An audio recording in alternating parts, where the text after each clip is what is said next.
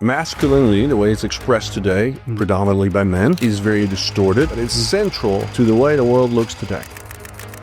I believe change is coming because I'm an optimist, and I don't believe humanity is going to self-destruct. Humanity doesn't change individually or collectively except through crisis and calamity and catastrophe. Could you kind of pinpoint if there was a point in which humanity went on the wrong path? I believe is a rise of humanity into a whole new way of being, a world of beauty and wonder. Men are the medicine. We are the poison today, largely, and we are the medicine. It can't change without men changing. How do I change me? Because that's actually the only thing I control. The feminine principle has been suppressed for 2,000 years because we got stuck in our masculine mind. We are so focused on the material wrong. So how do I embody this now? How do I actually, give me a field guide. This book is sort of like, okay, now it's time to become the medicine, but you have to raise your standards. Thank you, Robert, for coming and willing to share in this format about your amazing new book that I've read and really enjoyed. In fact, I hope that this conversation is not only going to be useful for me to kind of deepen my understanding in all of the concepts and ideas that you share in the book, but also for the listener, specifically for man, to really embody the qualities and the values that you talk about in the book. So yeah, thank you. I'm actually really excited about this one because I felt like the book was written to me. I was getting a lot of insight and wisdom for my own way of being. So thank you first for writing this book. Help me promote it a little bit then. Yeah. I mean, that's partially what we did. If you feel it's worthwhile for people, like, share it on your network a little bit. June will have the one that publishes, because that's the hardest part. Like, how do I get this book in the hands of people that would benefit from it, So it would be tremendously helpful if you feel that you benefited from it and it's something that you wanted to share. Because me talking about my own book, it's very mediocre marketing. Yeah. Someone else talking about his book they read and saying it changed me or it added some value to me. Of course. That's the most powerful marketing you can ever have. It's like totally when you go to a dinner party and someone says, "Oh my God, I saw this movie. It changed my life. You got to go see this movie or documentary." Now you're on Amazon and like, yeah, shit, I want to go see it. Where otherwise, if you see the trailer on Amazon, you're like, yeah, I don't know if I feel like that, Of course. Yeah, so this is really how it's the most potent marketing when someone else talks about your book, your show. When someone says, you're like, the Human Podcast is great. I love this guy. You should really follow it. Yeah. Like that's 10 times more powerful than whatever trailer you can put out there. Of course. Yeah. Especially if you trust that person a lot. Of course. Yeah. It's all has to do with trust factor. Yeah. So like you mentioned about the titles and you have a couple more in the pipeline of titles of the books that you will write in the near future. How did they come to you and how did this specific one, when did that originate? How did that happen? Yeah. That's a great question. Yeah, I have at least 5 or 6 more titles that I know I'm going to write. And so I got the domains and I have them sort of listed out and I know they're coming. Some really good ones actually. Soulfuller.com. I own that. Radical Soulfulness, As a Man Knoweth. Is one instead of A Man Thinketh, which is really intelligent of the heart. We're going to talk about in that book. I haven't written it yet, but I know what it's going to be about. Art versus business. So that's going to be an interesting one. And I got Omega Sattva. But this one, Alpha Virtus, started about, I'd say 2.5 years ago. I had I felt compelled because I was, I was talking about spirituality a lot and I was seeing just around me that spirituality was not just getting bypassed, but people weren't integrating it in the physical and weren't embodying it. It was sort of like, we're at this 5D level now and the 3D is like, that's so passe, you got to create in the 5D. Well, guess what? In 5D, there's, that's the unseen wrong. Yeah. And so, you can't create a business in 5D. You can use spiritual principles of 5D, but you still got to create that business in 3D, I mean, because that's where you sell your products and your services. That's where you create it. That's where you build your team and that's where you have your infrastructure and your organization and your marketing. And so guess what? We're still in 3D. And when I talk to my family or, I'm in a relationship or I have family issues or my car needs to get fixed, these things don't go away. I mean, like that's still here. And so Alpha Virtus was this like, but we are, so I feel a lot of men are sort of struggling, like, okay, this spirituality, I get it, we should become better people, but like how and what? And there's a lot of esoteric sort of teachings. And I love all these books. But if you read and download the Tao Te Ching, or you study Buddhism and meditation and the Vedic philosophies and indigenous wisdom traditions, they're all beautiful. I love them. Yeah. But none of them will tell you, right? So how do I embody this now? How do I actually, give me a field guide, right? Sure, yeah. So I had this idea that I want to write a field guide. Like, not just thinking about being a better man. How do I become a better man? Yeah. How do I become the sort of man that I aspire to be? And what does that look like, right? And how do I bring some of these beautiful spiritual sort of ideas and concepts and frameworks, and how do I bring that into the embodiment, my expression as a man? And this is really where Alpha Virtus came from. And virtus is in Latin virtus. And so this is really, we're talking about the virtuous man versus what I contrasted with is, in today's world, we've created Homo economicus. This is the economic man. And he's really good at extracting and exploiting and sort of conquering the world, but destroying it in the same time, right? I mean, look at the world today with all the war and pollution and the adversarial and violence and hate and bigotry. Well, this is a product of Homo economicus. So how do we get out of that? Well, for better or worse, right, the feminine principle has been suppressed for 2,000 years. So most of what the world looks like today has a lot to do with how men show up. Not only, but a lot. And so for me, men are the medicine. We are the poison today, largely, and we are the medicine.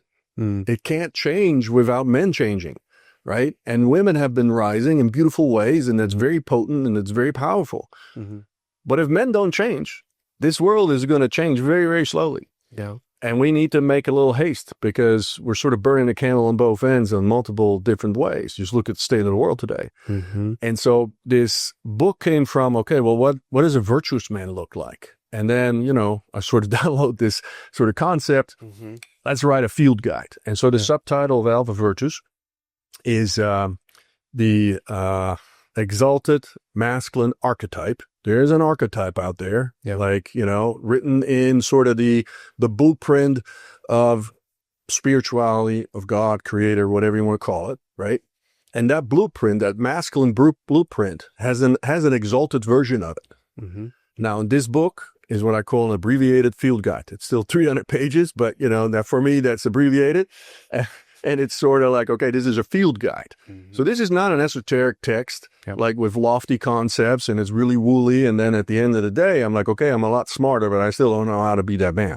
Totally. This book has a certain order to it. It has a curriculum. I mean, I kind of go into sort of the context first, but then I go to the curriculum, and the curriculum is 10 virtues. And these are all words that we recognize. I'll mention them later. And then we go, if we embody these, and then exercises, like how we can actually embody these, right? So I explain them at a very deep level. And then how do I actually embody this? How do I own these virtues, that they're part of me? They're just the way I show up in life. And then we get to this place, what I call the cities. And cities is a beautiful Vedic concept.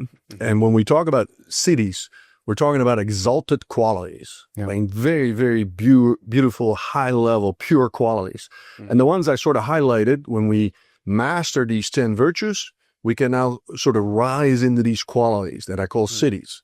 And the one that I identified was awareness, presence, character, worth, and contentment. And there's a very specific reason for it. For men, those are 5 crucial qualities to embody, and they're beautiful. And a man that has fully embodied those exalted qualities shows up in the world in a fundamentally different way than what we see with the Homo economicus, right?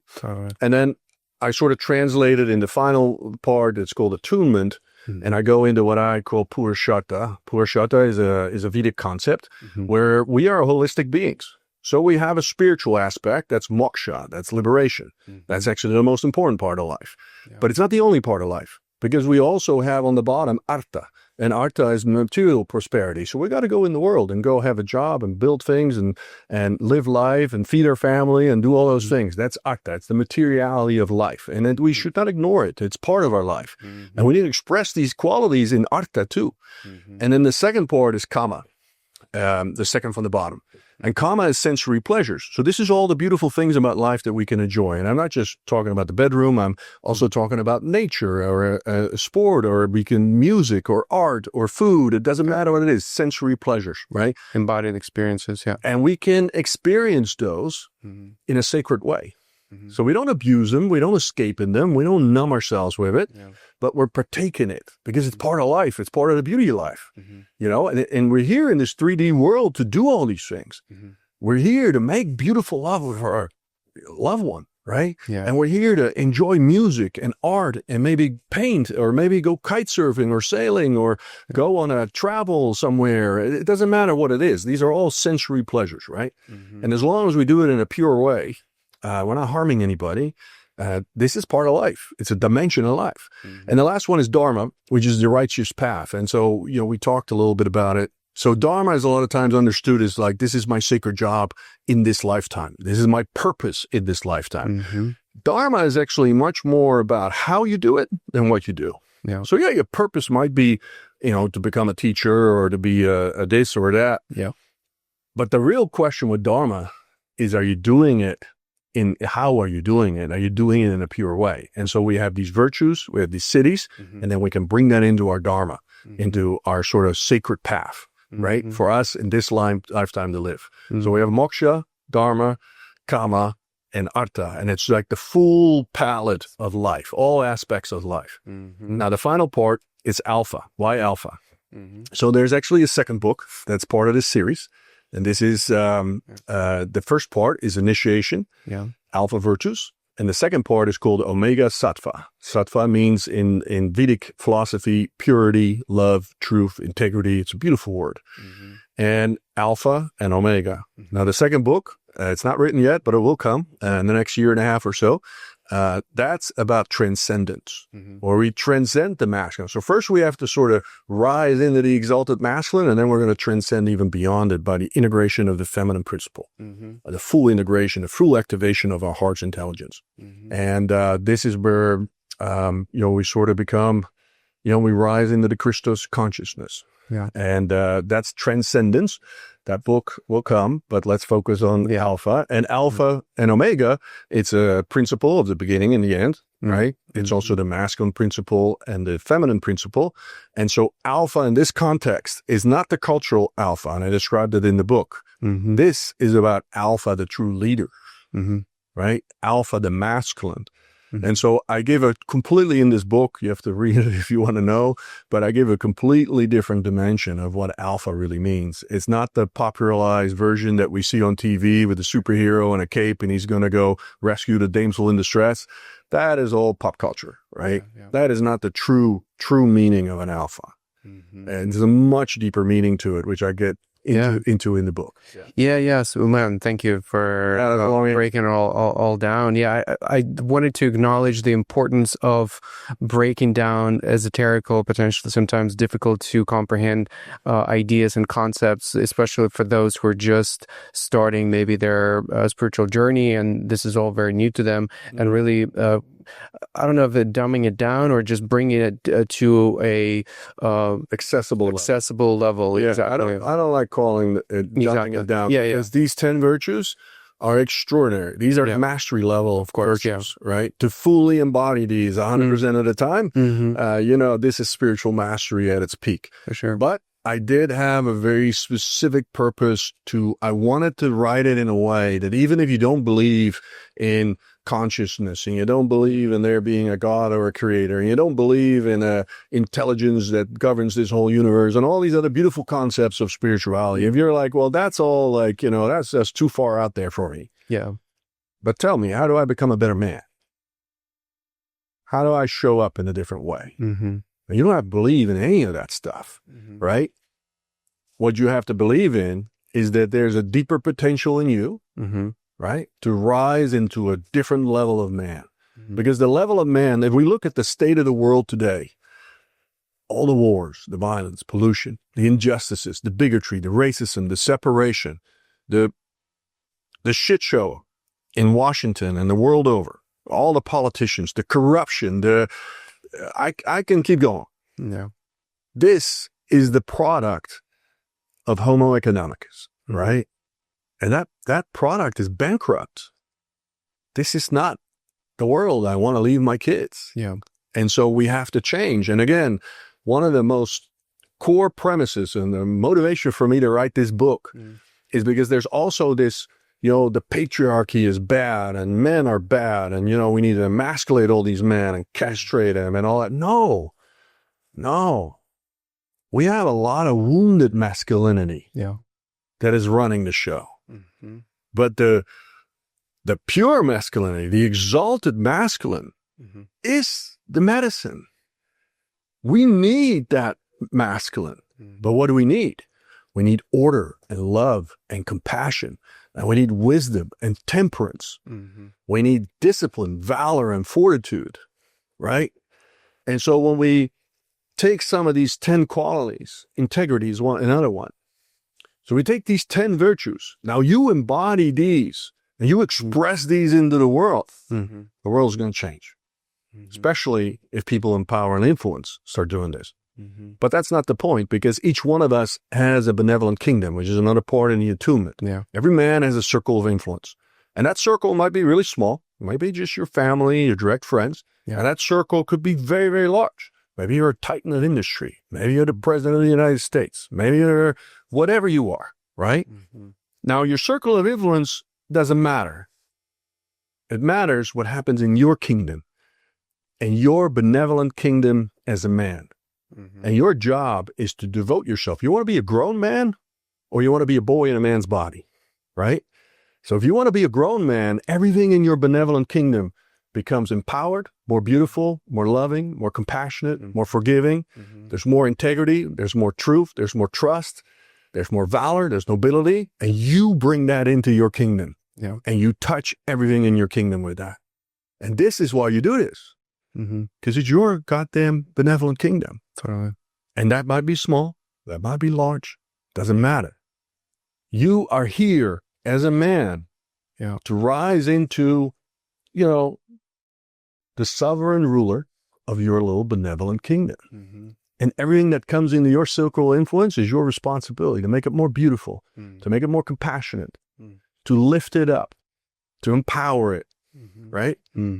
But to do that, we got to embody some of these virtues. Sure. And then we have to rise into some of these qualities. So we actually have the wisdom to do this. Yeah. We can rise above our selfishness, and we can rise above our biases and our prejudices, right?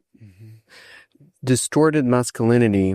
Could you kind of pinpoint, there was a point in which humanity went on the wrong path, or this is just the process of evolution? Is it a natural process that we're evolving out of? I think it's important to understand the origin of it so that we either correct it or...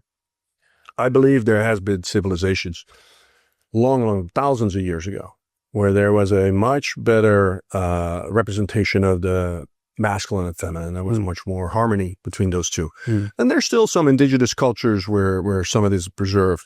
But for the most part, a few thousand years ago, there became, and it sort of accelerated, honestly, with the onset of organized religion. And organized religion was very masculine, patriarchy oriented. And a lot of the virtues and qualities of the feminine, like intuition, like sort of, direct knowing, the intelligence of the heart, were, pushed and suppressed, right? And so this is the sacrilege of the feminine principle.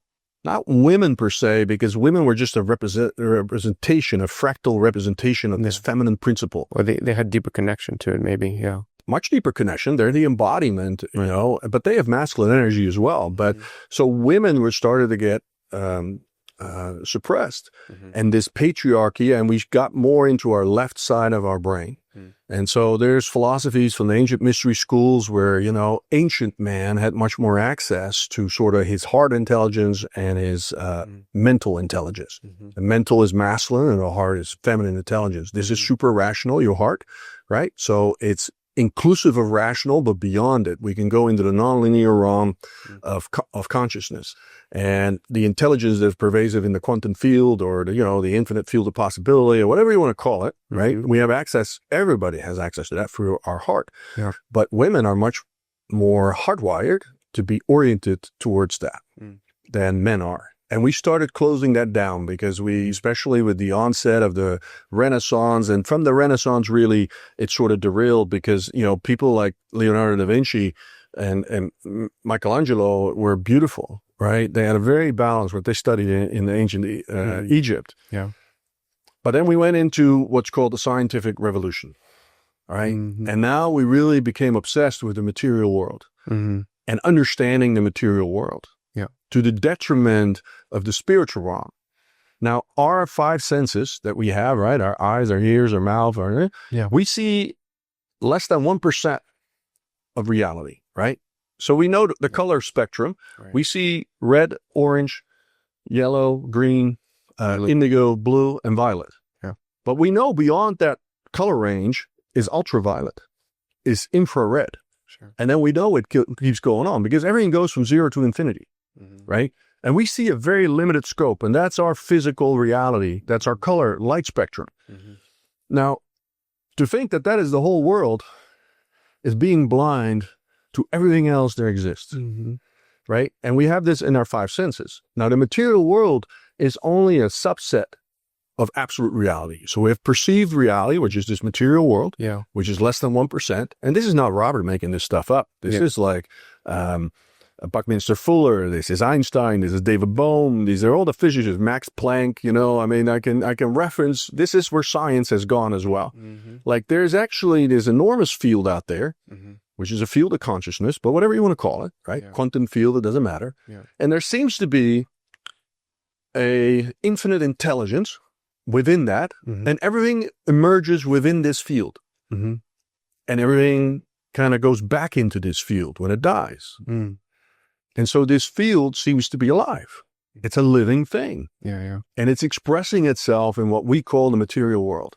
So everything in the material world is an expression of this larger field that is fully intelligent, has energy and awareness. Right? And we can call that God or creator or great spirit or quantum field, if you like scientific terms, or universal mind. In Hermetic philosophy, it's a mental principle, right? The principle of mentalism. It doesn't really matter what you call it. So to answer your question, we are so focused on the material realm, and that was because we got stuck in our masculine mind, which is a logical mind, which is linear. Yes. And it can only compute A to B. And it can only, the science that we think exists is the science we know. And everything else that's a mystery, we say, well, we can't scientifically prove it, so it doesn't exist. But this is really not the way it works. Because every mystery is just science we don't know yet, right? 500 years ago, we had no idea what gravity was, but it was still here, right? It wasn't until Newton came along that we sort of figured out, oh, the apple falls on the tree. There's actually a scientific mathematical equation there. Hey, we got gravity figured out, but that only works in time and space, which is only this material dimension. And so when we go into the quantum field, we go in a nonlinear dimension. So as soon as we go outside this material realm, which is only 1% of absolute reality, but it's the only one we can see with our five senses and experience with our five senses, right? So the other 99% we can't see, we can't feel, but we can actually understand it through the intelligence of our heart, because the intelligence of our heart is nonlinear. But now we're in the field of nonlinearity, where there's no time and space, there's no gravity. This is a completely different world. And our mind will tell us, well, it doesn't exist.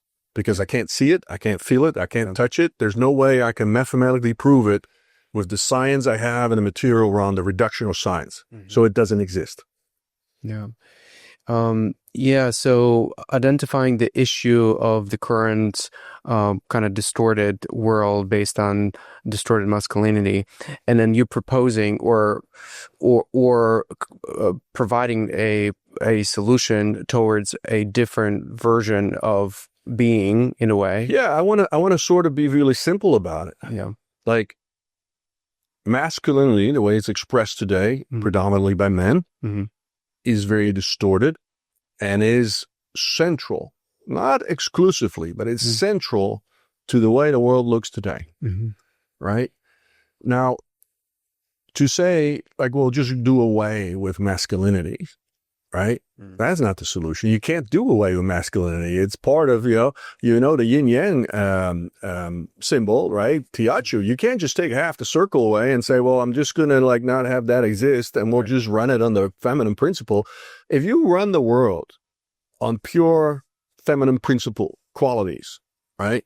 You get another sort of mess. It's not going to be very pretty. It's going to be very chaotic. It's going to have all sorts of, unbalanced projections. Mm-hmm. That's not the purpose. The purpose, the yin yang, it's like we perfectly complement each other and we have equal worth and equal value. And right now, as a whole, if you had to say, well, which part of these two, right, is most distorted? Yeah. Well, the primary distortion is on the masculine side, the expression of men and how we operate in this world. Yeah. Now, that poison spills over to the feminine principle too. Because a lot of women feel like, well, for me to have any worth, I now need to do what men do. So I need to go in this finite game and be successful as men do and have the same careers and do the same things. And, so there's been this sort of feminist movement like, well, for us to have equality and be recognized for our worth, we have to show that we are just as good as men. Well, there's nothing sovereign about that because they were worth everything the moment they took their first breath, like every human being. But the problem is this game the men are playing, this finite game, that is actually not the game we should be playing anymore, right? And so part of this book is like to show, okay, this is the finite game that man plays. Mm-hmm. And there's actually a much larger game going on. Yeah. And that's the infinite game spirit plays. Now, if you make that the principal game you're playing, then you could go play any of these finite games. It doesn't matter what you pick or choose, right? But you bring the qualities, these exalted qualities of the infinite game spirit plays into these finite games. Now the finite games change, right? Now the material will change. And so sort of this simplistic view is like, yes, men are the problem. Yeah. And actually, we are also the medicine, right? We are largely what's wounded, what's ill, what's out of kilter, right? Whatever word you want to use. I don't like toxic. But, to put it in really plain terms, masculinity is mostly what's being expressed in very ugly ways. This is not real exalted quality of the masculinity. And so for that, to turn that into medicine, then this is really what this book was written for. Yeah. You called I wanted to comment on the feminine side that they also kind of, it spills over and then they express some of this Of course. distorted to the point where, talking about rights, typically rights are not given. You're not given any rights. You usually take your own rights. Like people don't just say, slavery, right? Like, okay, you all go and we decided you now have these rights. You had to really fight for those types of rights, and maybe it's similar concept with women where instead of just waiting for the rights to be given. I wouldn't explain it that way. I think really what happened, imagine you have a playground, right? And there's one bully on the playground. And he gets away with bullying. And he gets his way every time. He gets all the marbles. He gets all the whatever, right? He steals all the candy. And if nothing is done about the bullying, if there's no arrest of that, not that person being arrested, but if that process of bullying is not arrested, at some point, everybody on the playground is going to look at that. I guess just that's just how the world works. And it's just a playground and it's just kids. But they learn very quick. They're like, I guess we just bully and that's how we get what we want. Now, this is sort of like, there's a lot of toxic behavior expressed by men, and there's deep cultural reasons for that and all that stuff. And we don't need to get into that. But the point is, for most of the feminist movement, it was like, well, we want to be recognized as worthy too, and we can run businesses and we can do these things. But if you seek the recognition and the accolades and the compensation and all that stuff that the men were getting, right? But you're not looking at, they're actually playing a game we shouldn't be playing. So now you're just getting into the game we shouldn't be playing. And yeah, maybe you're getting all the accolades and maybe you're making the same money. Maybe you're proving your point, but you're playing the wrong game, right? Men are playing the wrong game. Yeah. We are burning a candle on both sides. We are committing, the sixth mass extinction, right? 50% of wildlife is gone. 40% of earth cover is gone, right? The oceans are polluted. We're eating fish with microplastic in it. Yeah. Right? There's a whole death zone in the Gulf of Mexico. We have atrocious wars. We have, technologies developed now so we can kill people with drones. It's not even personal anymore. We should actually go back to sword and the shield. Because it's a lot harder to go to war when you actually have to do it physically and personally instead of someone sitting behind a joystick, taking 20, 100, 200 people, whole buildings out, whole hospitals out, right? Yeah. So we are distancing ourselves with technology from all these ways that we're destructive, that we're exploitative. We exploit, the cacao trade in Africa is a good example. I mean, like the actual value captured by the indentured farmers is like 0.5 or 1% of the total cacao value, right? So, there's a value chain there that is basically just indentured slavery. It still exists today. Yeah. And we don't call it slavery because supposedly, right? Well, they own the land. No, they don't own the land. They're owned by the distributors that have to lend them money, right? And then they can buy the crops and the fertilizers and the seeds and all that. And then they're indentured, right? And they don't make any money. They're starving. And so these are all systems that we in our sort of masculine mental mind, well, that's great business, right? Because I'm leveraging my power. Yeah. Well, that's not great business. Because look at the world, look at the discourse, look at the more than 1 billion people that are living in famine, unsafety, right? Here in the U.S., we have a health crisis, but it's good business. High processed food, right, is good business. The whole pharmaceutical industry and, 60% chronic illnesses. And we have massive addiction and alcoholism, suicide problems. But these are all businesses. This is all good business. Yeah. War. Why is there war everywhere? This is very profitable. Yeah. As Julian Assange said in his wise words, like it's not about any successful war. Right. It's about endless wars. Right? Yeah. And that is the game that humanity is playing. And that game is being played by a homo economicus that believes that is a civilized way. That is high civilization. That is like the advancements of humanity. That's not advancement at all. Yeah. Does your intuition telling you that this way of being is really close to a collapse to the end? We are. I mean, I believe so. Yeah. Everything is teetering on the edge, right? And I don't want to get into too many details because that's sort of my Crucible Manifesto book. And I go very deep into it. It's a free download on my website. Everybody can take it. But yeah, 100% because, 97% of the money in circulation doesn't exist. Yeah. It's just digital entries, right? And since 2000, the U.S. economy hasn't grown and we call it the miracle economy, but we're printing money. This is not real economic growth. It's between 0 and 0.25% actual growth, even though the population grows on average just closer to 1%. So we're not even growing the U.S. economy at the rate of population growth, right? Which means, we're actually hollowing out the economy. So we consume more than we produce, and the difference we make up with printing money. Yeah, it's not a real economy. It's just fake. It's all hot air, and once you go into this sort of debt bubble, $37 trillion now, right? This new bill that's just being passed, that's just going to add to it. And at some point, you can't service a debt anymore. And so we're already now where the interest has surpassed the defense budget, first time in history, right? So we're closing in on $1 trillion a year, right? In interest payments. it's not sustainable. But this model of fractional banking, and again, the other book, Crucible Manifesto, is more suitable for that. But with fractional banking and this debt system, right, the only thing that's created is actually the debt, the principal. Yeah. And the cash exists, which is only 3%, but the interest doesn't exist. The interest is sort of a phantom thing in the system. So if everybody woke up tomorrow and said, we're going to 100% pay back all our debt, right, there's actually not enough money in the world because the interest doesn't exist.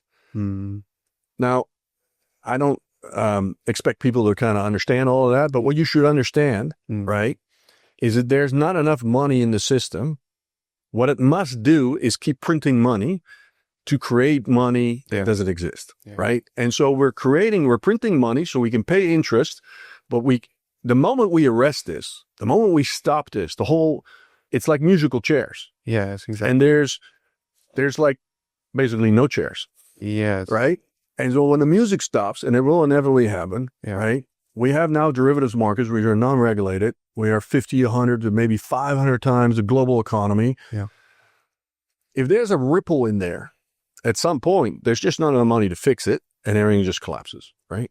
And so our entire money system is hot air. Our stock market, hot air. Real estate values, hot air. It's all based on this debt. But once that Ponzi scheme kind of collapses, you have an absolute devastation on your hand, and you're pretty much on your way to guns and canned ham. Now, there is sort of a gradual path that we could follow, right? And I do believe that, there's sort of movement towards that.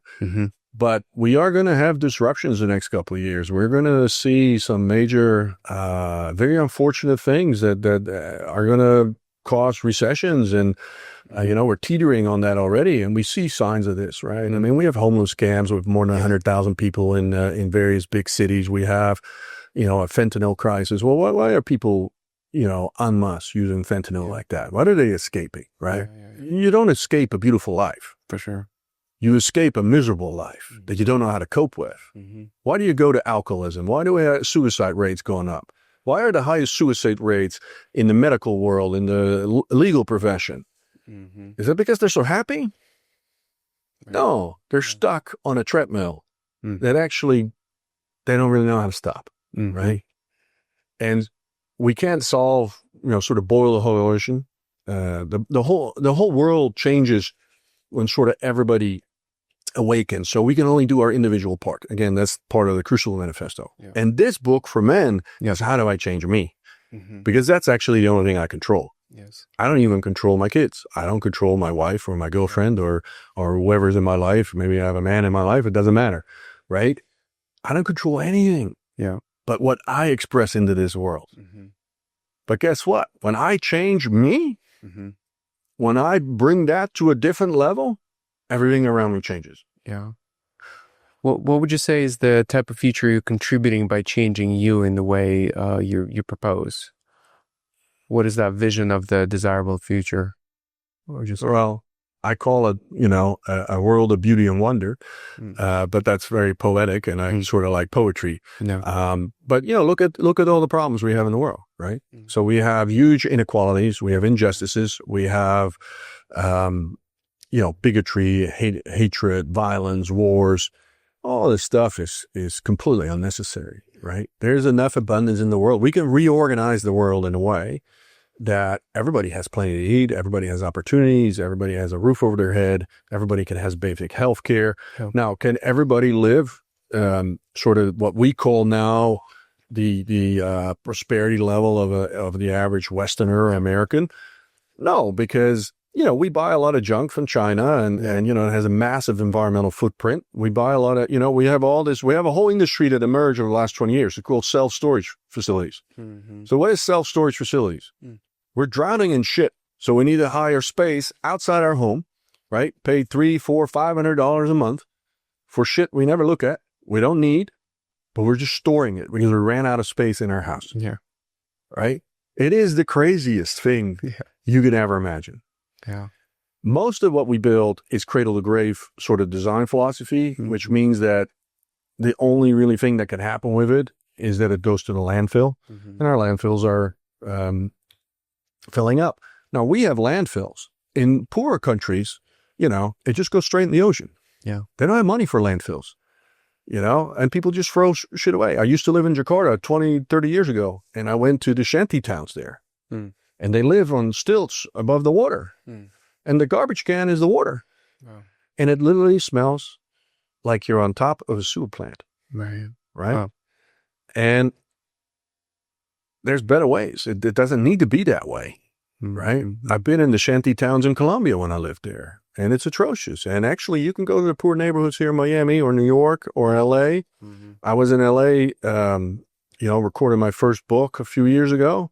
I mean, there's neighborhoods in LA that will shock you. Yeah, it will absolutely shock you to your core. That is possible, that a rich country like the United States that can have people with hundreds of billions of dollars could allow its society to degrade itself to the extent where we have people living in that sort of squalor, right?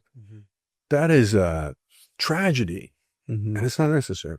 But we do need to look different at life. We need to look different at the person next to us. And even when that person has a different religion and a different skin color and a different belief, and maybe they have a different sexual preference, or maybe they have whatever it is, right? I mean, we can still fundamentally see that they're entitled to dignity, they're entitled to their opinions, they're entitled to freedoms, and they have some basic rights. We all have basic rights, right? Now, in Homo economicus, that is just not really recognized. This is all just collateral damage, but we're making a lot of money, and I have a new Porsche, so, I feel good about myself. Yeah. Right? I look really good on Instagram on my pictures because my house is really big, and I got new furniture, and, I got this luxury trip that I got coming up. And listen, I'm not dismissing that there's anything bad with that. It's just we do need to take responsibility as a whole. Yeah. Hey, I'm part of a collective.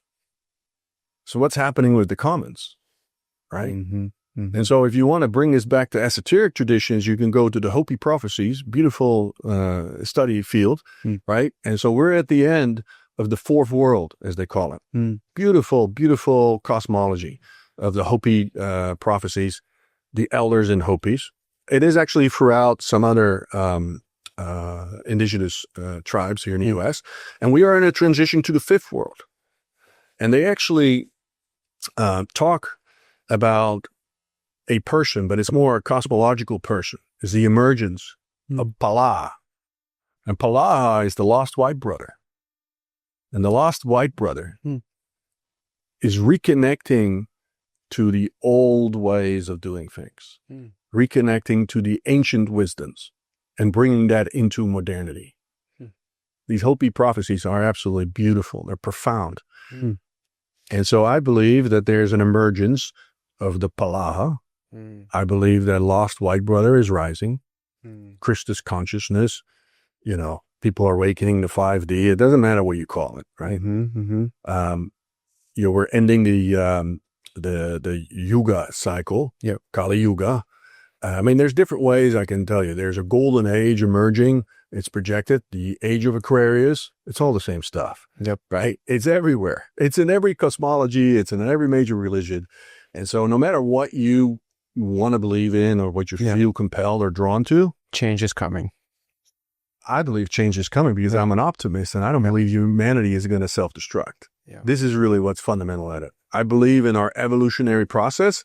We are being waken up. We know that the energy, the frequency of vibration, which governs everything of Mother Earth, is rising. And so this means that everything that lives on Mother Earth, and we are part of Mother Earth, we're part of nature, right?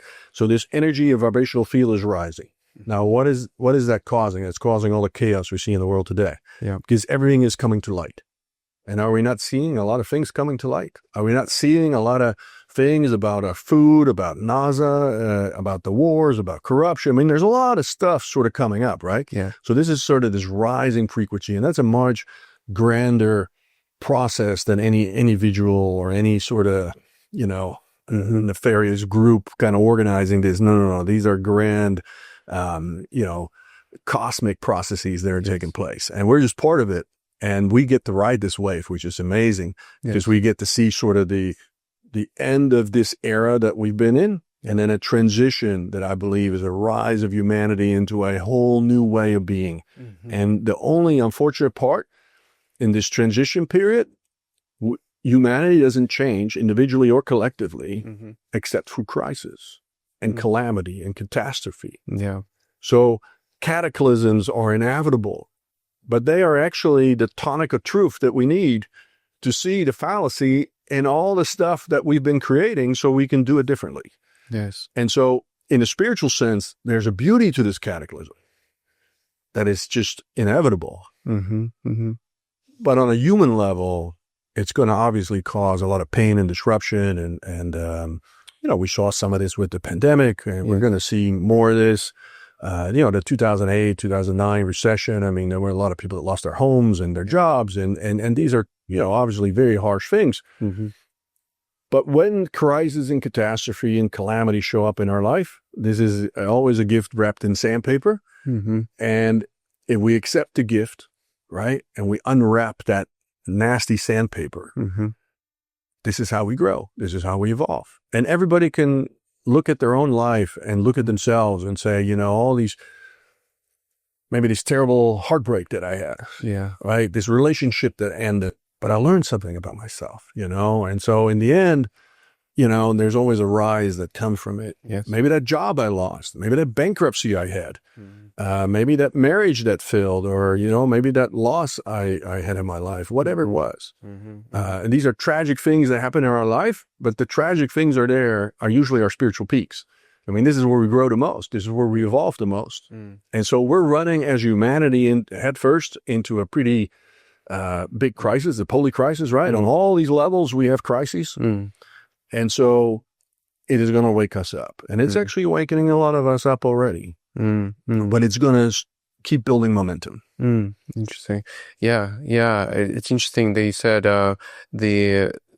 the moments where we drop the most, that's the highest spiritual. Yeah. It's inverted from what we think is joy and happiness and our peaks in life, right? Interesting, because I see it a subtle delay where the spiritual comes right after, like as a but because first we got to go through we got to bottom out, yeah right? And we're just in crisis mode, yeah, and then comes the integration of that crisis, whatever it was, the shift, right? Yeah. And so maybe we lost a job, right? Yeah, and now we got evicted from our home, and but maybe in that process, which was terrible, we had to move back home, and maybe we're in our 30s, and it's embarrassing, and I'm here at home, but maybe we discovered that I actually didn't really like that job anyway. Mm-hmm. That's not really what I want to do with my life. And now that I was sort of disrupted by life, I actually really want to do this.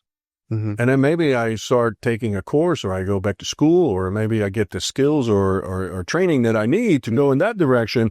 And I ended up looking back 10 years later and say, oh my God, that thing that was so terrible, that was so awful, actually saved my life. Right? Yeah. Maybe we had a marriage that blew up. Mm-hmm. Maybe, and it was our worst heartbreak and we're devastated. Trust me, I know everything about heartbreak, going through it as we speak. And it can flatten your life. It can devastate you. It can just take all the meaning out of life. And then at the same time, you're going to get to another place sometime from now. And you're going to look back and say, I either grew, I evolved, it allowed someone else to come into my life, or maybe it allowed us to come together at a completely different level that without that sort of rupture, we would have never been able to maybe grow back and have a relationship at a completely different level than we had before. But you can't see it in the moment, right? Mm-hmm. In the moment, it just sucks. Yes. But part of this book is fortitude, right? We can always be strong, even when we feel weak, right? We can have wisdom, and we can have integrity, and we can still have nobility, and we can still have valor. And so when we fall back on these things, even especially in the hardest times, it's like this gives us a framework that, my life is not in the best place it could be right now on the outer side, right? But I can still look myself in the mirror and respect the man I see. Because this man's got backbone. And he's got integrity and wisdom and fortitude and he will persevere, and he will endure. Yes. And he will do it in his dharma on the righteous path. He will do it in the right way. Yeah. Now you're going to be able to sort of forge the metal in your worst times. Mm-hmm. Now, when you do that, you emerge a powerhouse. Because when you can really embody these things, Mm-hmm. they're going to start being reflected in every aspect of life. Mm-hmm. And guess what? Everything is an energy, and people feel this. Mm-hmm. When you are a person of compassion, of love, of integrity, of wisdom, guess what? You're going to attract and magnetize people and opportunities and circumstances your way, because people are like, I want to do business with that person. Yes. I want to have that person on my team. I want to have that person in, as a lover, or as a husband, or as a friend, or I want to be in his circle, Mm-hmm. Exactly. right? Because he's living life in a way that I admire, that I respect, that I would maybe even want to rise into. So guess what? This is the most powerful thing we can do to transform not just our life, but our entire life and everything we attract, and that everything that wants to come in now. Where does one start to embody this? Where is the entry point, or maybe what are the entry points? Oh, that's a perfect question, because the very last chapter, right? Here's the book, by the way. Yeah. The very last chapter is being versus becoming. Mm-hmm. And, it's a beautiful thing that every second, right, 50 times a second, we are recreated. This is science, right? Yes. Because basically our cells and our quanta kind of flicker on and off. And this is the expression of life, right? Yeah. 50 billion times a second. Yeah. So that is well beyond our sensory perception. So for us, it looks solid and continuous, right? If you would put nothing, everything is always changing, right? If I would put, those cameras that you can do, like of the galaxy, the whole Milky Way will come by. Mm-hmm. Well, if I would be able to put that on a mountain, and I could put it for 100 or 200 million years, you will see the mountain moving like a wave in the ocean. Everything changes all the time. Yeah. Now, being versus becoming is when you're becoming, it's somewhere out there. Yeah. I'm becoming that person. And what I'm challenging sort of in the last chapter here is fuck becoming. Choose to be it. Because none of these qualities cannot not be chosen. I can choose to be loved. I can choose to have integrity. Right now, I don't need to become integrity. I don't need to learn what integrity is. I need to just choose. I am being integrity. I am being with valor. I am being noble. I am being strong with fortitude. Yeah. And so the invitation in this book is screw becoming. Because you will always be on the way when the right circumstances, when I get a little bit better, when I this, when I that. And you're being every day. Every morning you wake up, you choose to be who you be. In every moment, every situation, even in a unfortunate situation. Maybe we're in a adversarial discussion with our loved one, Well, who are you choosing to be? Right there, right then, right? I mean, we can have the awareness and the presence, city number 2. Who am I choosing to be right now? Even when that other person might be insulting us, might be angry, maybe throwing vomit. And I'm not suggesting you need to be a doormat. You can always walk away. But you can be noble about it. You can be wise about it, right? You can have valor in life. Valor is such a beautiful word, right? Valor, honor, but it's much deeper than honor. It's being an honorable person. How beautiful is that? I'd like to touch on all of the virtues, the 10 virtues that you talk about, and get like a more precise distinction or definition for some of them, because I thought there's some overlap between some of them. So maybe we can dive into some of this here. Yeah. Well, maybe because, if I go deep into 10 virtues, and we're going to be here for a couple hours. So yes. maybe more ask your question, where's the overlap, or where do you feel? Yes, that's right. Exactly. And there could be, to some extent, right? I mean, different virtues can sort of like be very adjacent, but maybe you have a specific. Yeah, I had. I'm trying to look at it. Yeah, so it was around so is discipline?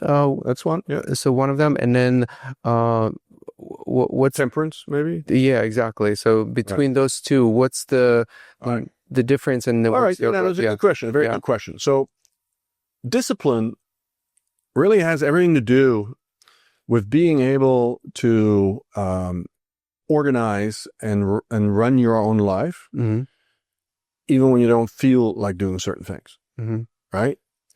So discipline is getting up in the morning and making your bed every morning, because it's a way to start your day with organization and non-messiness. Now, there's other people that say, well, what's the purpose? It's going to get messy again tonight.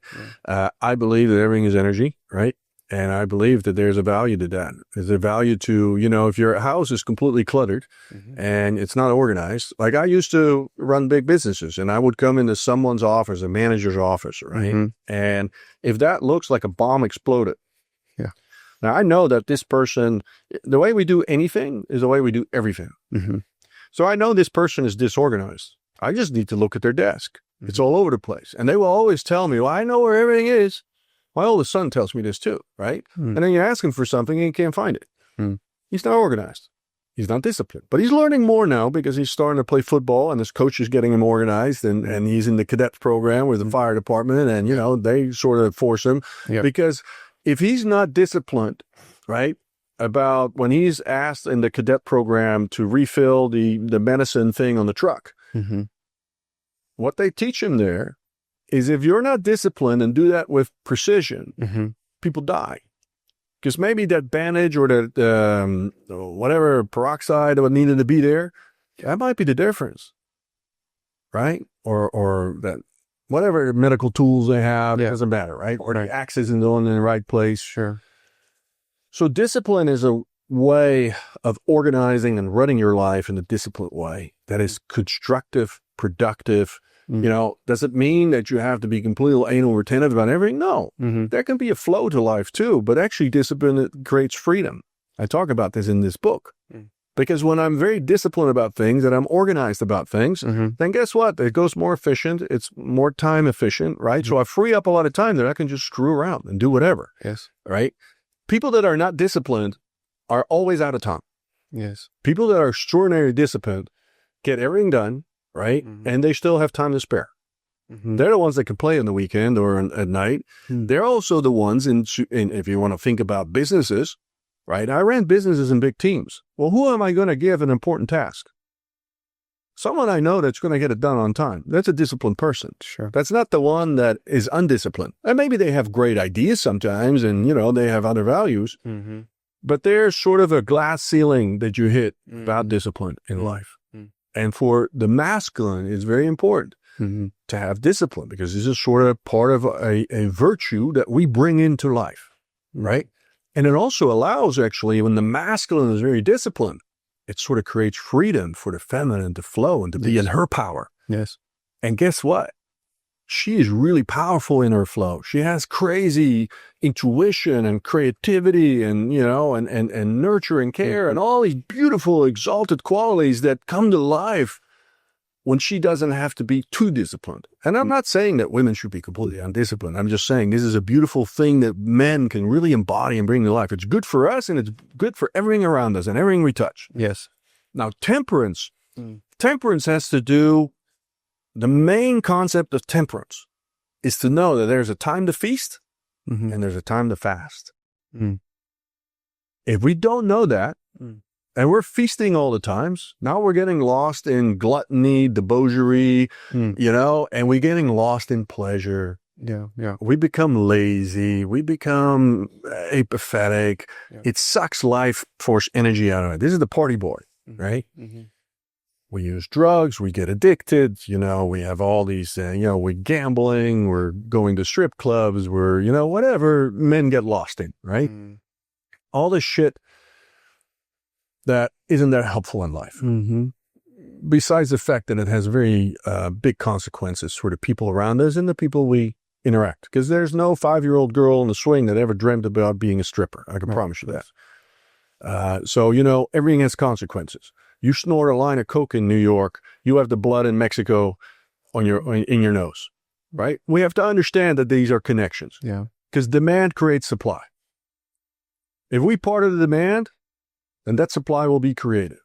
So when we are poo-pooing the gang members and cartels and all that stuff in around the world, right? If you're part of the demand, you're creating that supply.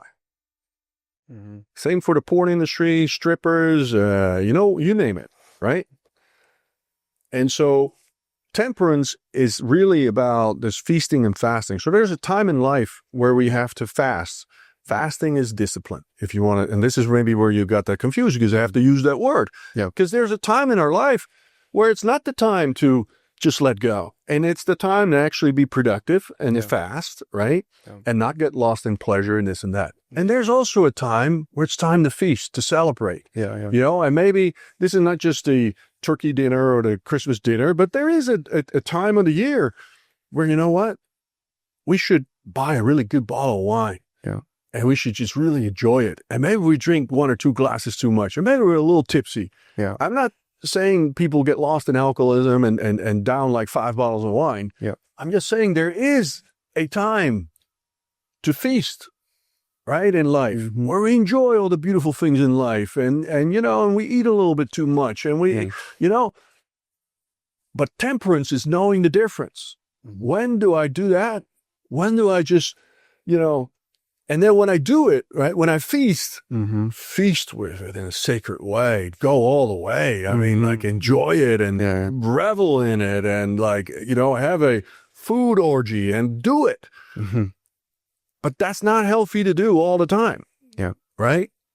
And so knowing the fasting versus feasting, this balance, this harmony in life, that's temperance. Yeah. And temperance is a very, very, very important quality. Because the way I also saw it, it's both of those terms is your relationship to your primal lizard part of you that's wants, Yeah, and our primal part, our sort of survival part, we're still humans. We're still, and there's nothing wrong with this. Sensory pleasures, right? We have this body and we have, and to taste food is beautiful and to hear gorgeous music and to enjoy a dance party if we like to dance or, what's more beautiful than make passionate love to someone we're crazy about and just, feast on that. But, if you feast 3 times a day, every day, and it dominates your whole life and it takes your focus away from everything else that you're doing or everything else, and you're getting lost in it. Now we're in gluttony and debauchery and addictions and, and this is knowing the difference, right? This is sort of this dance in life where we're going to enjoy the sensory pleasures and, occasionally maybe we let go a little bit, we drink the whole bottle of wine. By ourselves, sitting by a fire, and it's a beautiful bottle of wine. I spend more money on it than I really care to admit. And you know what? I'm just gonna do it. Yeah. And maybe y'all even smoke a cigar. I'm not a cigar smoker, but maybe I want to smoke a cigar. Is smoking a cigar healthy? No. Is drinking alcohol routinely healthy? No. But I believe that if you can have occasionally a glass of wine, enjoy it, or a beer, or whatever you want, right? I don't think that's the biggest problem we have in life. Obviously, I'm not advocating alcoholism. I'm not advocating, and for some people, this is problematic. Yeah. I used to be a smoker. I grew up in Holland in the 80s, everybody smoked. Yeah. And when I was 12 years old, I started smoking because everybody smoked. And, cigarettes for the rest of my life will be something that I cannot just indulge in. So my temperance around cigarettes is I can just not smoke because I know there's an addiction in me that once I start smoking, I'll smoke the whole damn pack that night. Sure. Right? Because I'll go right back. Yeah. Because I was a smoker for a very long time because it was normal. Everybody smoked in Holland in the 80s. I mean, there was nobody that, and we knew it was bad, but like, I mean, everybody smoked. That was just what you did. Makes sense. Europe in the 80s, And I know with temperance that that's not something I can do. Like, once every few months, smoke 2 or 3 cigarettes. I can't do that. Yeah. I know that about myself, right? But I can have a glass of wine. That's not a problem for me, right? And cigars I don't like, so I don't have to worry about it.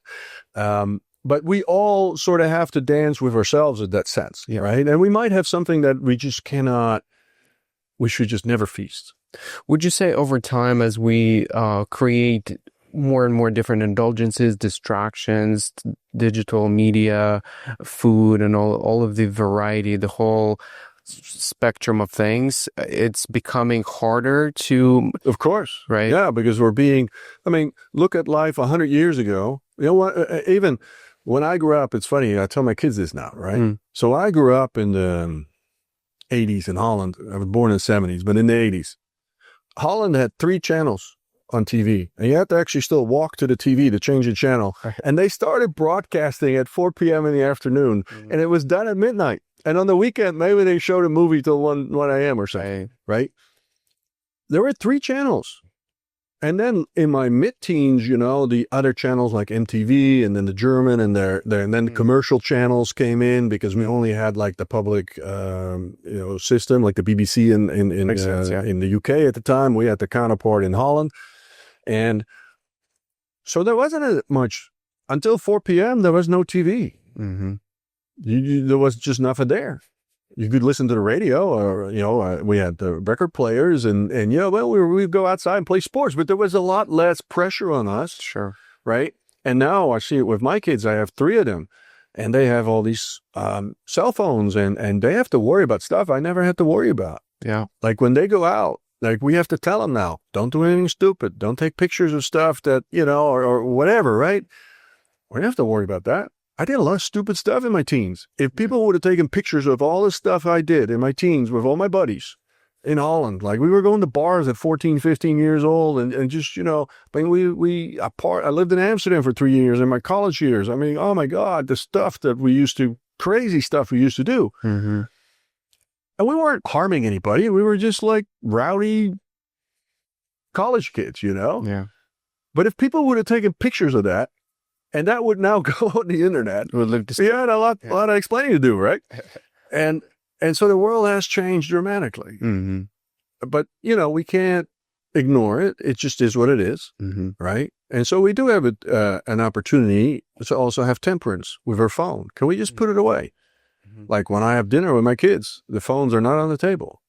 I create moments for myself where I put my phone away. In the morning, I try not to turn it on at least about an hour, 2 hours into my day. To not, obsessively look at the messages or things like that. And so we do have to be more proactive about it. But we can. But again, it's temperance, discipline, right? I want to touch on wisdom. How does one create a deeper connection to wisdom? Right. So that's a beautiful question because it comes back to some of my old books on Love and Truth. And I have to explain to get there, we have to first have an understanding of intelligence, right? And so intelligence, as it is defined by the universe, is intelligence creates intelligent outcomes. And intelligent outcomes are conducive to life itself. They're life affirming. Right. Anything it's pro-life, basically, you're saying, right? Pro-life. Yeah. Anything that is an unintelligent outcome, right, by definition comes from unintelligence and is anti-life. Now, wars, violence, bigotry, hate, racism, pollution, all these things, these are unintelligent outcomes. So here's the thing. Intelligence is not directly correlated to intellect. Yeah. So I can have a lot of intellect and do really unintelligent things, like creating a nuclear bomb. And there's more bombs in the world, nuclear weapon heads today in the world. We can destroy the world about 2,500 times over, right? Just the U.S. alone can destroy the whole world 1,000 times over. Now, what is intelligent about that, right? We just skirted a nuclear war between Pakistan and India. Mm-hmm. Just skirted it, right? And it's still really fickle there. These are not intelligent things, Mm-hmm. right? So we have to separate intelligence from intellect. Intellect is horsepower, intellectual horsepower. AI by itself is just intellect. Mm.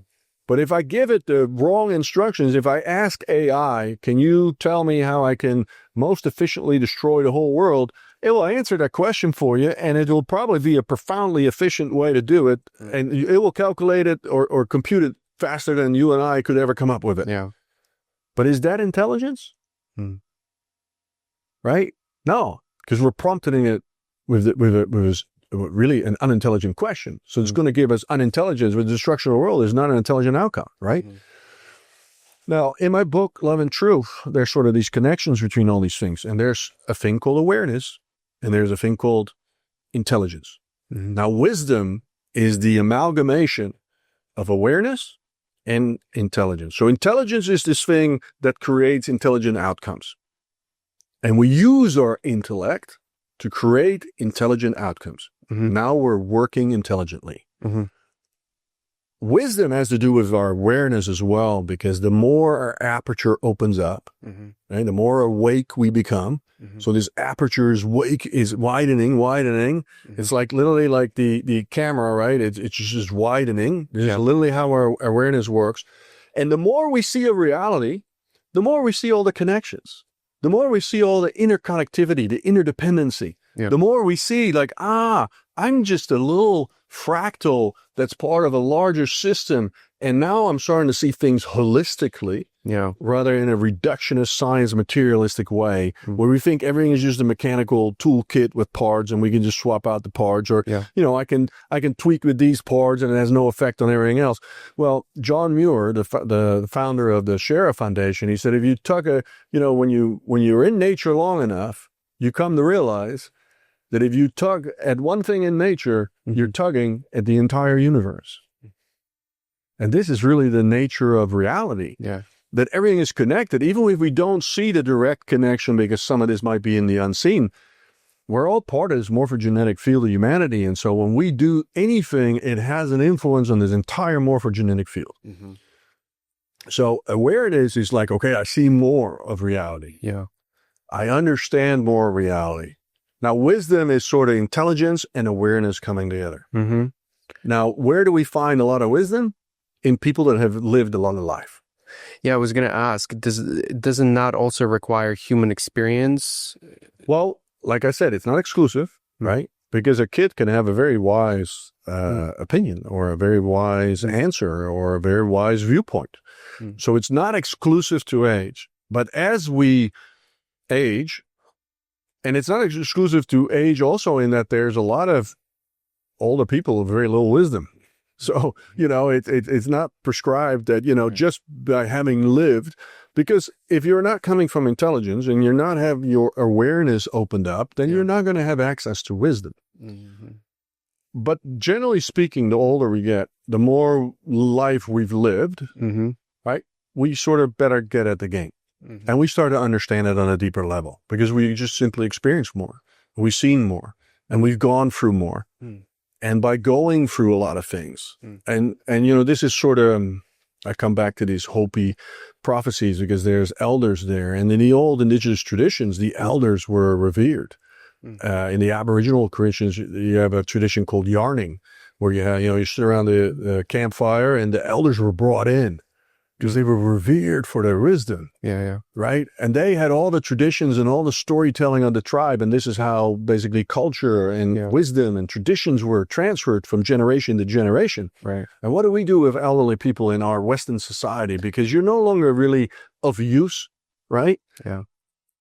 So we just put you in a home, away from the family, away from connection, away from the social bonding that comes with that. But we're also stuffing this lived experience into a home where it's playing bingo all day. Mm-hmm. Like, is that intelligence? So we're basically depriving them of real life, because it's just a prison waiting to die, like reality-wise. Yeah. and a little bit of life leaves him. Have you ever been, I used to build them as a real estate developer. For a while, I built a couple of these. So I visited some of them. Yeah. And I see my father in these homes. And you come away, in a way, sort of slightly depressed. Yeah. Like, I don't want to end up here. I don't want to have someone barking at me. It's breakfast time and, you only have this food option. And, in the afternoon between 3 and 4, you're going to take a nap. And then when you wake up, we'll give you a cup of tea and you can play bingo for 45 minutes. That's your entertainment for today. Yeah. That is sad, right? Yeah. But we're also like this reservoir of wisdom, of lived life. What would happen if we bring these people back and centralize them into and it becomes more traditional again to just take them in our homes. And these are our parents. These are our grandparents, and what do we make them part of life again? Yeah. Don't you think they have still a lot to teach and share? Of course. And what if we created cultural places or opportunities where, maybe it's a pickleball that's getting popular. Well, what if you have a 16-year-old play pickleball with a 70-year-old?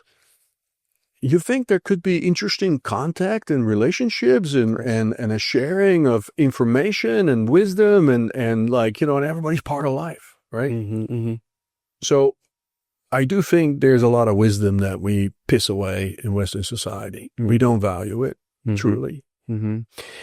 And from what I'm hearing, if you are in the business of connecting deeper to the global wisdom, expanding your awareness, expanding the aperture is one of the best ways to do that, basically. Yeah, but wisdom shows up in everyday situations, right? So if I drive down I was driving here in Miami on my way on Memorial Day today, right? Yeah. And we're taping this, so the traffic wasn't too bad. Yeah. But I'm driving, and in front of me, someone merges into a lane and they probably weren't paying attention very well. And then some other person had to kind of knee jerk. And then, the horn goes off and, the finger comes out. And you're like, is that wise? Yeah. Are you solving anything? Yeah. Are you so wisdom shows up everywhere because your blood pressure is up. That person just probably made a mistake. They didn't mean to cut you off, and maybe they're just not a great driver, so what? Just let it go. Right. So wisdom in that situation could be something really simple. Like, okay, this is not important in life. Nobody got hurt. We're fine. Let's move on. Wisdom can be, maybe that's practiced wisdom, though. But applied wisdom is what it's all about. Right. Because what is philosophical wisdom if it doesn't solve anything in life? If it doesn't make life better? If it doesn't make life more beautiful and more peaceful and more, of a higher quality for everybody that you interact with? And then what is wisdom worth? I mean, for you to sit in an ivory tower somewhere and someone, put some accolades on a statue when you die, and this was a really smart guy, a lot of wisdom, but he never applied it. Right. No. Yeah. Everything needs to be applied in life. Sure. And so to give you another example, I mean, we see this a lot. It's funny, you see this on the, we think this is entertainment, but we've seen a lot of these shows, these relationships that are just, they flare up and they get angry at each other and all this stuff, which is terrible. It's not entertainment, but we're taking all this energy in. But, the deeper point is, right? If you in that moment, and I'm not saying that it's because women are chaotic, but let's just for role play say that, something is upsetting her, right? Probably the wisest thing you can do in that moment is not react to her anger, even when she's saying things that are mean, that are hurtful, all that. That's not her nature. She's upset at something. She is, or that person is upset. It doesn't have to be a woman. And so in that moment, what the most powerful, wise thing we can do is to stay calm. Yeah. And say, okay, this is not personal. How can I best manage this situation? Let's calm down first, right? Yeah. Let's take some of the fire out of this situation. Let's de-escalate instead of escalate. This is applied wisdom. Instead of being some kind of machismo and I'll take care of you and and now you're like, having a fight, right? If you do Krav Maga, I did that for a while. Number one rule in Krav Maga is if there is an escape route, you go. You do not fight. You go. If there's an escape route. You only fight if there's no other thing you can do. Right. That's when you fight. And then you're well prepared because in Krav Maga, it's self-defense and you know what to do. But the point is, the number one in Krav Maga, this comes from, this is a fierce martial art, right? And it's not like go be machismo. It's get the heck out of the situation. Extract yourself from the situation. Try to avoid the fight any which way you can. This is not, with your tail between your legs. This is doing a smart thing. This is applied wisdom. For right? Sure. Yeah. When you see a dangerous situation, you don't go head first into it, right? You make sure everybody's safe and you get out of it. Makes sense, yeah.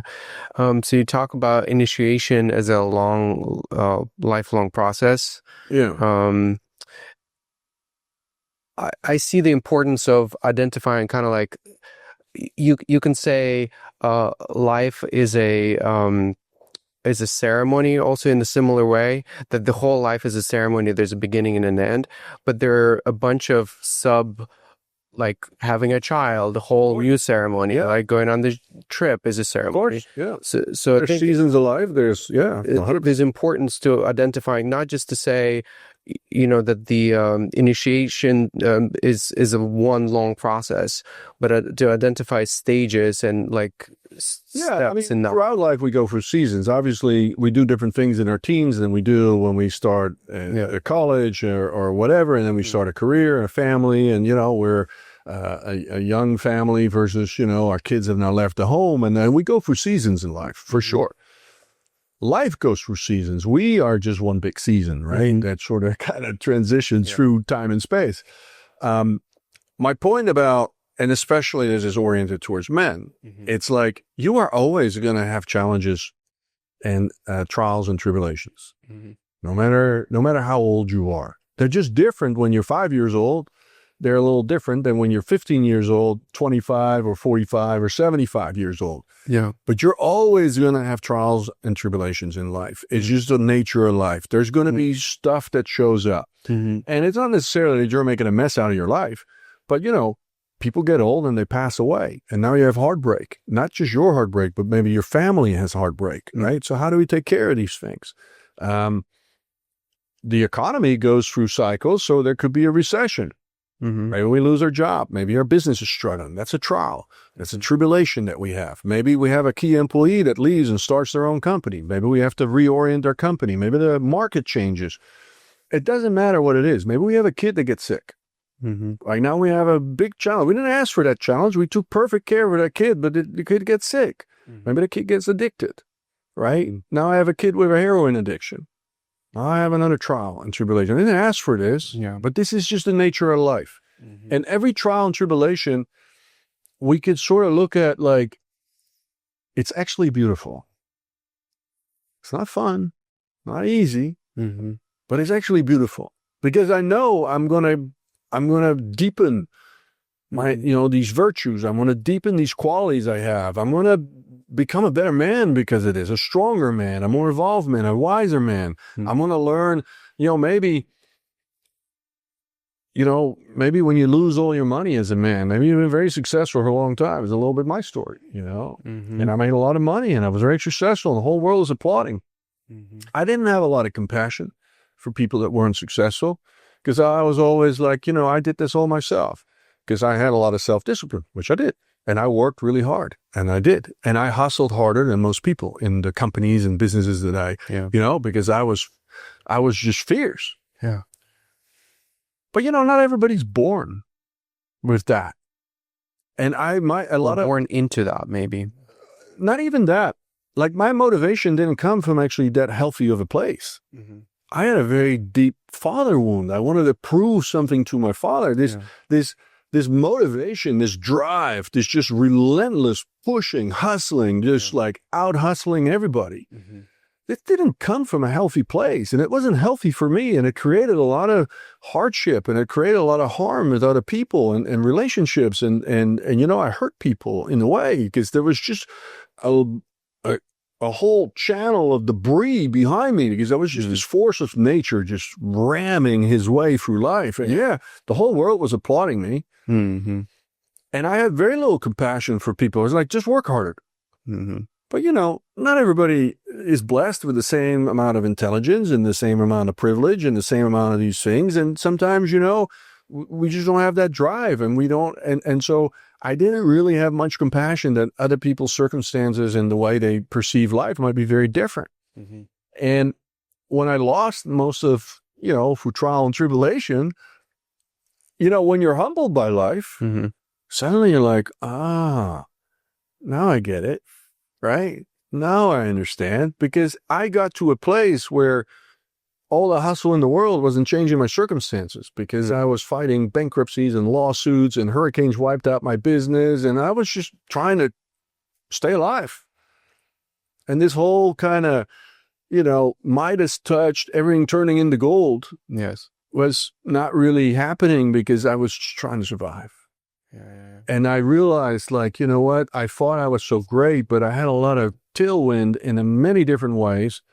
Not just from my family and my upbringing and the opportunities I got, but also, the economy was really favorable to me. And there were other things where I had mentors that in GE that picked me out of the crowd, and they sort of elevated me. And, there was something in it for them too, because I always made them look good.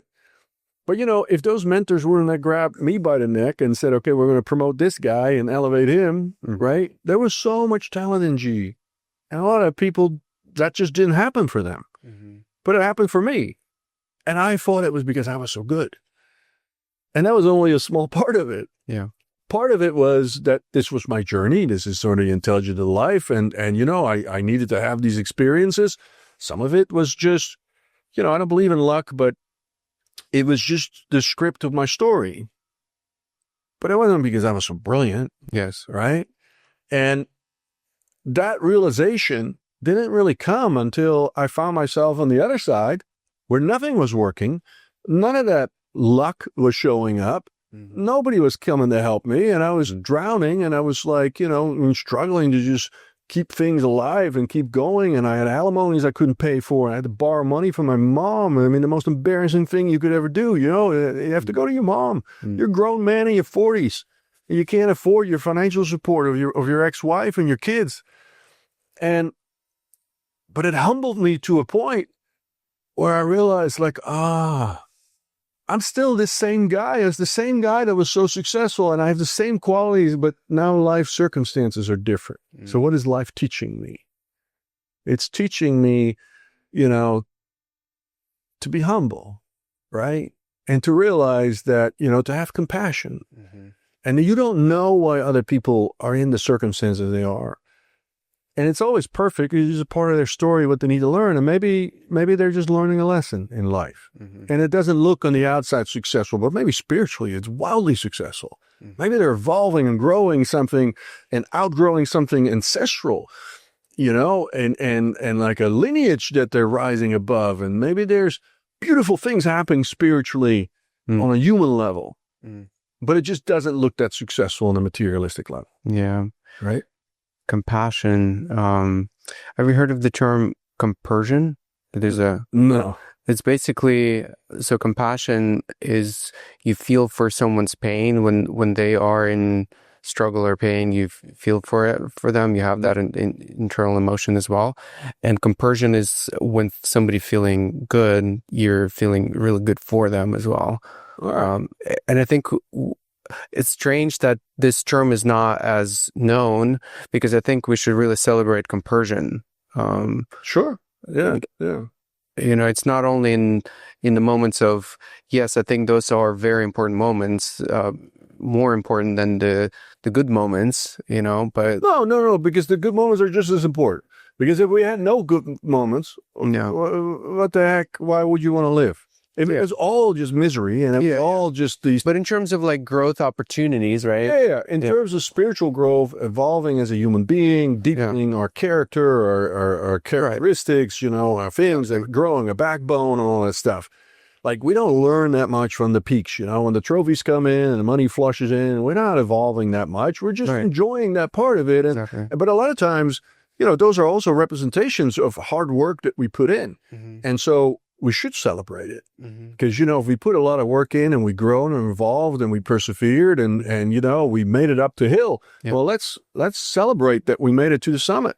Yeah. Whatever the heck that summit is. For sure. Yeah. But just don't forget, there's more mountains to climb. That's right. Exactly. And to climb the next mountain, guess what? You need to come down this mountain. Right? There's this notion of grinding through life, which is a very like a masculine trait that there's an underlying assumption, and I don't remember. I don't talk about grinding anywhere here. I wouldn't suggest it. Right. So I'm curious to hear, like, I have this kind of realization at some point that I've realized that grinding assumes that the medium through which you navigate life is dense, is grinding. Right. Like you're grinding through a rock or something like that. Right. But maybe either always or sometimes there's another way of navigating reality, is kind of being like water or like air. You finding ways through. Yeah, and in my experience, if you are in alignment, what you're here to do, right? What's for you, your unique path in life might not look like anything your family wants you to do, or your parents want you to do, or what society tells you should be doing, but it's your path, right? When you're in alignment, there is a reduction in resistance. It's almost like the headwind sort of goes away. Now, there's still always a little bit of resistance because the process of creation, right? Birthing something into the material, we're taking something from the spiritual, because everything exists as a potentiality. Yeah. And then we alchemize that into something that we can feel, sense or touch or experience in the material world. And so that birthing process, there's an alchemization process there that is part mental, but part is effort. Like, let's say you want to go start a business, right? That's beautiful. You can sit on your couch and meditate all day long. That's not going to get you incorporated in Delaware, right? And so there are also things we need to do, right? We need to open up a bank account. We need to get an EIN number, if you want to do it legitimately anyway. Maybe we need to buy a computer or a website and build a website, and and maybe we need to get some agreement with Stripe so we can, take credit card payments because, guess what? A business needs to get paid. Sure. So my point is that, this material aspect of life is still there, but it doesn't have to be a grind. Now, when I write my books and I get really, really hopelessly lost in sort of this artistic bubble, right? I will write 4 or 5 hours straight. I wrote Alpha Virtus in 3 weeks in January. I started it actually 2.5 years ago, and then I picked it back up in January because I felt sort of called to work on it, and then I wrote it in 3.5 weeks, 3 weeks. And so I was really highly productive, and it was hard work because, when I sort of in the inspired channel writing mode, I'm in gamma energies, which is highly coherent. So after 4 or 5 hours, I'm exhausted, right? But it's not grinding because I'm in a complete place of joy. Yeah. Because I love it. It's my happy place. It's maybe my happiest place. Other than making love, maybe. Because I absolutely love it. And I lose all sense of time. Yeah. I am just writing and I'm engaged with it. And I'm like, I love words and the poetry and putting together. And I have this idea and I want to get it on the paper and it comes to come through me. So that's not grinding. But I'm working my ass off, right? And when you see an inspired painter, musician, when you see, a world-class musician on stage, and they're giving the show of their life, right? I mean, they're working their ass off, but they're not grinding. Right? So grinding has a lot to do with resistance. Like grinding is doing stuff you don't really want to do, but I have to do it to get there. Right?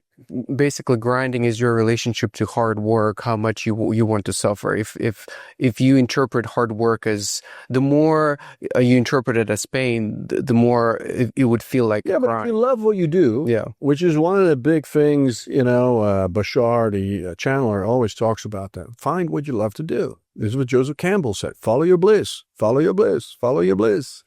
What are they trying to tell you, right? If you have a passion for something, you could be working 12 hours straight and it never feels like working. Right? Now, if you're doing something for 12 hours, right, that you don't really want to do, you're grinding. Yeah. Right? You're doing something. And it doesn't mean that now because I pursue my dream, every aspect of it is beautiful and lovely. No, there's also discipline that we need to have. And when I write a book, there's aspects of writing a book, once it's written, where you need to go for the editing process. Mm-hmm. You think editing is fun? You think it's fun to work with someone that tells you that, you should do this a little better and this and that? And I got to reread my own book that I've already completed for myself, right? I got to reread it 2 or 3 times as we go for the editing process. And it's tedious. It's every letter, everything. And you got to approve it or not approve it. And then sometimes you have to argue with your editor. Like, no, I really want it this way because this is what I'm trying to explain. I don't like that part of my book, but I know it's part of the creation of the book. And so I just accept it. It's not grinding. I do it sort of like, I'm disciplined about it. I sort of like, okay, when the editing comes in, I just get it done. I'm not going to dwell on it. I'm not going to stew on it longer than I have to. I'm just going to get it out of the way. Yeah. So the book could come out because I'm excited once the book is done. And to be honest, if I'm really truthfully honest, once the book is done, like this book will come out on June 11th, I'm done with it. Like I've done my part. Yeah. But then I still need to promote and sell. And I do love talking about it, like in this sense, and I love teaching from it. Mm-hmm. But inside of me, the artist inside of me, my art is done. Mm-hmm. Now I'm just sharing and exposing what I created. Of course, yeah. I made it as beautiful as I could, right? This is always my threshold. And not how many copies I sell. It's like, did I make this as good as I have in me right now, right? Mm-hmm. Did sort of my vision that I started with, did I realize the vision I had for this piece of art, this piece of writing in my case, right? Mm-hmm. And when I can say, I generally feel really good about it. It's never perfect because there's no artist that ever thinks his art is perfect, right? If I go into this book, I can noodle on it another 2 years, make it a little bit better maybe, a little bit more perfect, but it will still not be perfect. Yeah. But I feel really good about what I've created. I think it's a powerful book and I'm excited to share and expose it. But even in the creation of something I love, there were aspects where I don't love those aspects, right? There's this concept that I wanted to ask you. So the statement, I promise, in my personal experience, I recognize that there is a difference depending on the culture, the relationship to this word that you give to someone. Let's say when you say, I promise, in my culture in Soviet. Where is this in the book? This is a masculine trait of a true man to say, you dignity, right? Part of that is integrity, right? Yeah. I think it's also depending on the culture, sure, and depending on the circumstances, the environment, the relationship to that might be very different. It could be, but in general, and I've sort of come to this place. I did a very sort of high level business where the contracts are like extraordinarily complicated. You got partnership agreements that are 150 pages and contracts that are hundreds of pages. It doesn't matter. The point is that my experience is that people want to screw you. They're going to find a way to screw you, And so it's more the intention behind the contract than anything else. In my personal life and sort of where I have gone, and it's not always possible because, liability-wise in the U.S., you have to sort of take care of some things in some situations. But generally speaking, I lived in Texas for 7 years.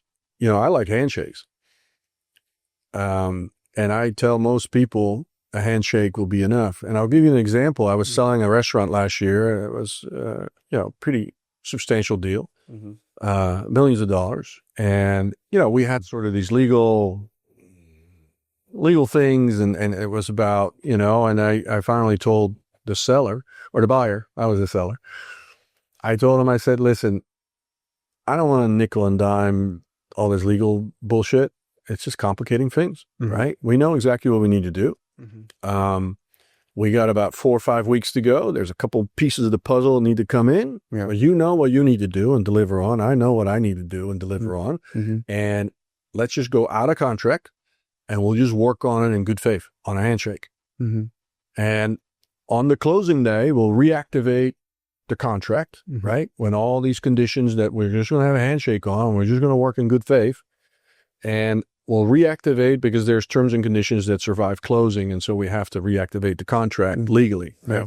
The bank wouldn't let us otherwise, or whatever, his bank, buying it with financing. And we shook hands and we did it.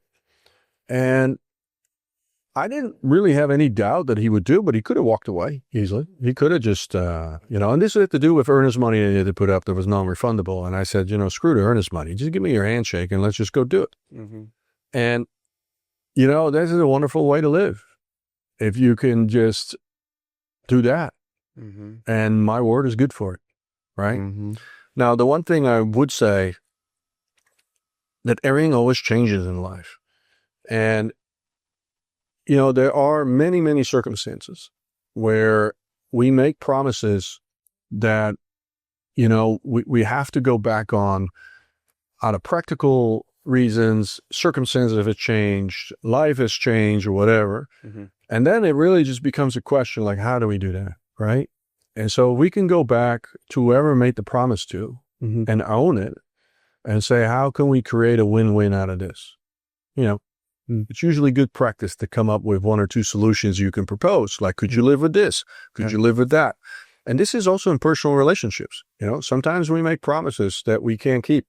And it could be innocuous. It could be like, I'm planning on doing this for you by this date. And then, you can't deliver. And that can be very disappointing or, but we can go and own it and say, I know I made this promise, right? I'm not disowning it. I'm not negating it. I'm not saying I didn't say it. But circumstances has changed. But this and this has happened. This is the reason I cannot do it. Something else takes precedent, whatever it is, right? Mm-hmm. And I said, how can we get past this? How can we make a win-win? What can I do to correct for this? And it's not that I want to break my promise or that I'm a bad guy now or that I'm out of integrity. No, I'm owning it. And I understand that me not keeping my promise has an effect on you. Mm-hmm. And I'm not gaslighting you for that. And the effect might be that you don't feel loved or seen or heard. And it could be whatever. It could be soft, right? It doesn't have to be a physical or monetary effect. Mm-hmm. It could just be like, this makes me feel not important because you're prioritizing something else. And then we can say, well, that's actually not the case. That's not why I'm breaking this promise, right? What can I do to restore that,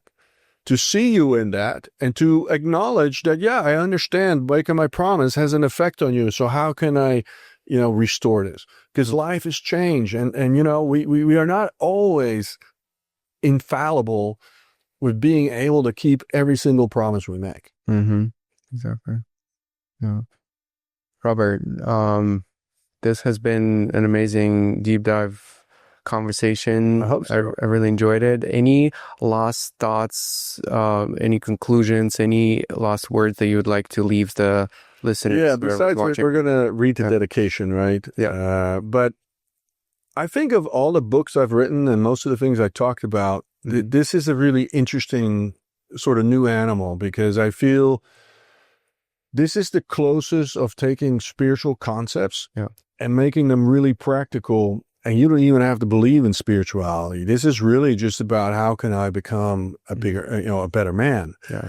And that is going to have a ripple effect in your personal life and in everything you touch. Mm-hmm. And I think this book in that sense is like maybe the most practical. That's why I call it abbreviated field guide, even though it's 300 pages, but it reads quick. But it's a field guide. It actually brings spirituality. Well, how do I live this? And then the other question with spirituality for a lot of people is, well, what do I get for that? Right?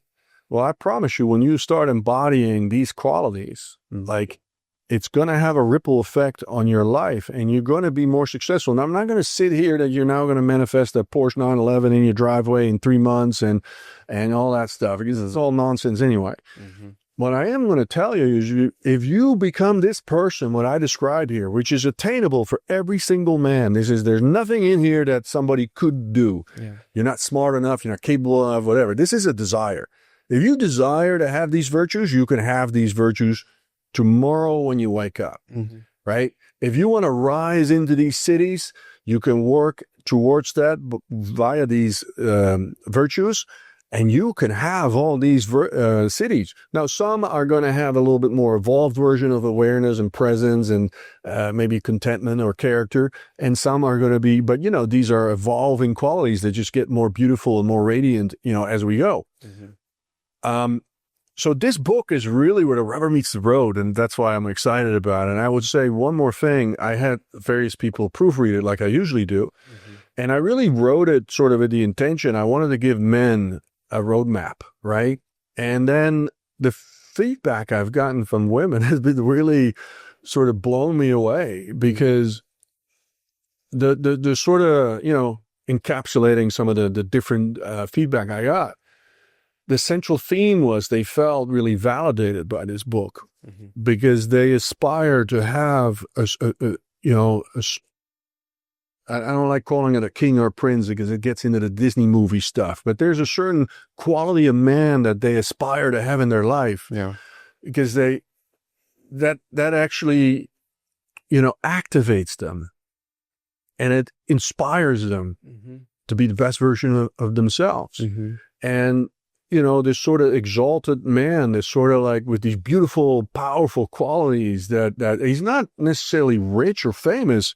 He just has these beautiful qualities about him, these virtues. And they said, I feel so validated because, this is the sort of man that I would love to have in my life. I would like, this is sort of what, and I always felt like maybe I'm asking for too much, maybe my standards are too high, and I would say, no, the standards for men in general, we hold ourselves as men to too low a standard. And this book is sort of like, okay, now it's time to become the medicine, but you have to raise your standards. And so the women sort of validated, like, yeah, that's the sort of man I would respect, and I would, whether as a partner or as a brother or as a boss or whatever, it's like, yeah, that is something that, like, that's inspiring. That is sort of, that I can respect, that I feel safe.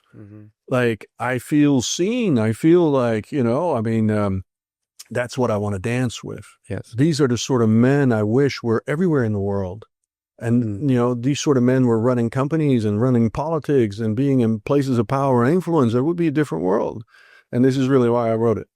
So hopefully that will come across for men that will read it and take it upon themselves to, to run with the program, so to speak.